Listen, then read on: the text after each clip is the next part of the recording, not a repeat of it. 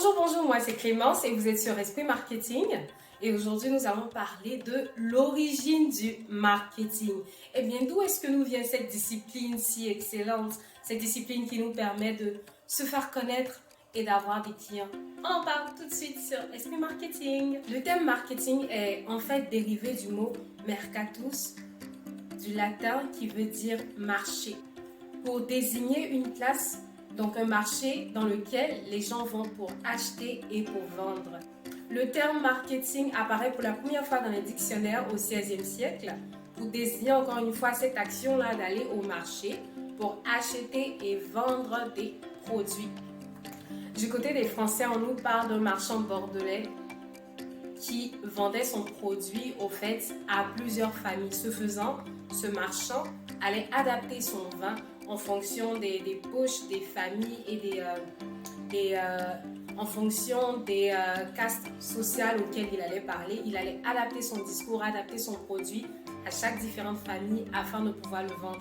Donc sans le savoir, cette personne-là venait de pratiquer ou était en train de pratiquer des règles de marketing qui permettent aujourd'hui de vendre et de bien se présenter sur le marché. Donc il faut savoir qu'au début des années 20, du 20e siècle, le marketing se limitait à acheminer les produits vers les clients. Donc on s'intéressait moins au fait de vendre et au fait même de pouvoir satisfaire le client. On s'intéressait un peu plus à pouvoir faire en sorte que toute la marchandise qu'on allait produire, que ce soit d'un élevage, d'une ferme ou bien même d'une usine, puisse arriver directement au client. Donc on est vraiment dans un marketing de production et d'acheminement. On est un peu moins sur le marketing que l'on connaît aujourd'hui. Et ça, c'était juste après la Première Guerre mondiale. Et on s'entend que dans cette période-là, on est à une époque où on a beaucoup d'acheteurs et un peu moins de producteurs, donc de vendeurs. Ce qui fait que les entreprises n'ont pas forcément besoin de développer au fait leur marque, de développer leur discours parce que la demande est déjà là sur le marché. La demande est là et on a une offre qui est inférieure.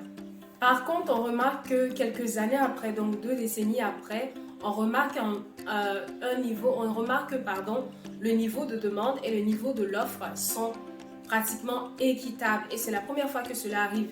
Et qui dit qu'un marché est équitable, donc qui dit que l'offre est égale à la demande, va vouloir dire que pour toute entreprise ou pour tout vendeur qui veut aller de l'avant et vendre encore plus de produits, on va devoir se démarquer. On va devoir faire un peu plus d'efforts, mettre un peu plus d'efforts pour aller chercher le client.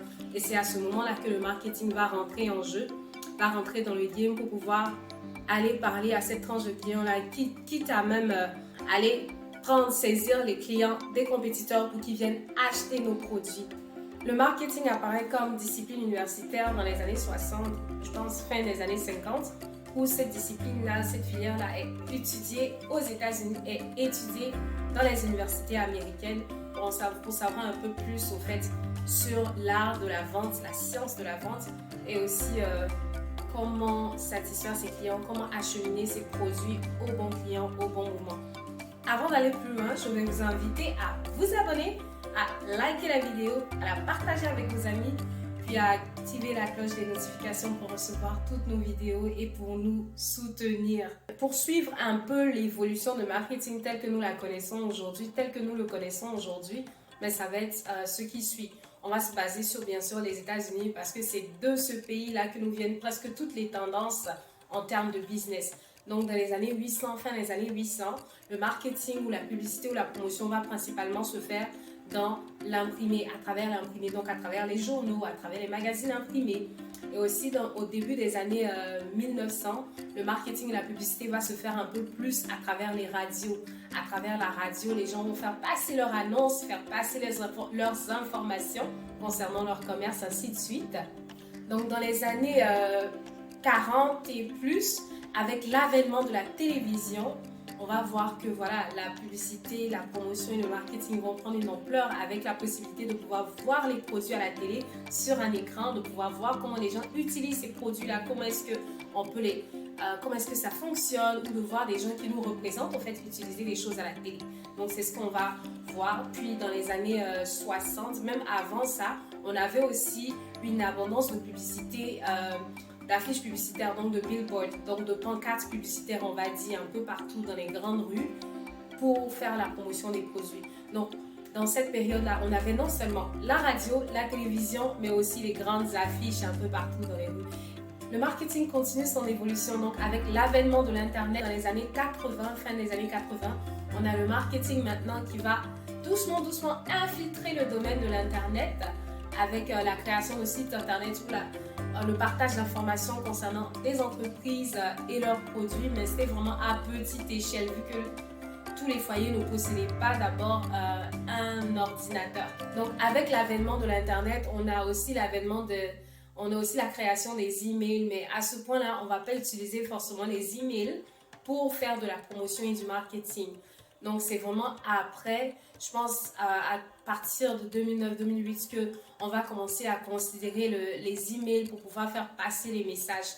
Mais jusqu'en 2010-2012, les entreprises ont commencé à utiliser le digital, donc les réseaux sociaux et les plateformes sociales un peu plus pour aller connecter avec leurs clients. Sinon, auparavant, c'était un peu plus pour connecter, pour juste présenter leur entreprise. Il faut savoir qu'aussi avec les années 2007-2008, avec l'avènement du smartphone, on a cette possibilité-là de pouvoir connecter directement avec le client, de pouvoir acheter à partir de son téléphone. Donc, ça va un peu changer le game. Et maintenant, dans l'ère où nous sommes, c'est vraiment ce qui dirige, c'est vraiment le SEO, c'est le email marketing, c'est le video marketing et ainsi de suite. Il y a plein de choses qui dominent. Vous l'aurez compris, le marketing n'est pas statique, ça continue d'évoluer, ça évolue. Et il y a d'autres aspects du marketing que nous n'avons pas mentionnés comme l'analyse et l'interprétation de données. Ça, c'est une grande partie, ça fait partie du marketing et c'est très important. Il y a aussi le comportement des consommateurs qui est une discipline aussi du marketing. Mais on a aussi l'automatisation.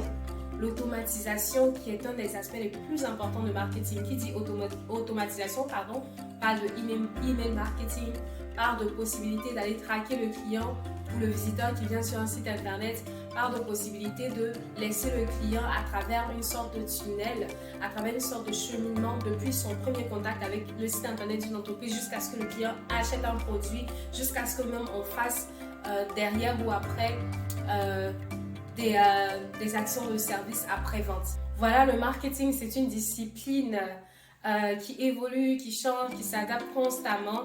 On est parti d'un simple espace dans lequel se trouvaient marchands et acheteurs à la digitalisation, à l'automatisation et aussi au AI, donc à l'intelligence artificielle. Et peut-être que bientôt même on ira sur d'autres choses. Donc, qui dit intelligence artificielle dans le marketing dit possibilité de recommander au client en fonction de ses goûts et de ce qu'il aime, de ce qu'il est, de lui recommander des choses vraiment plus précises. Ça fait peur un peu, mais l'intelligence artificielle est capable de faire ça, réfléchir comme le client, lui présenter des offres qui sont vraiment jusqu'au degré près, à la virgule près des offres qui lui conviennent. Et donc voilà, ça va être tout pour aujourd'hui. Moi, c'est Clémence, vous étiez sur SP Marketing et j'ai hâte de vous voir dans la prochaine vidéo. À bientôt!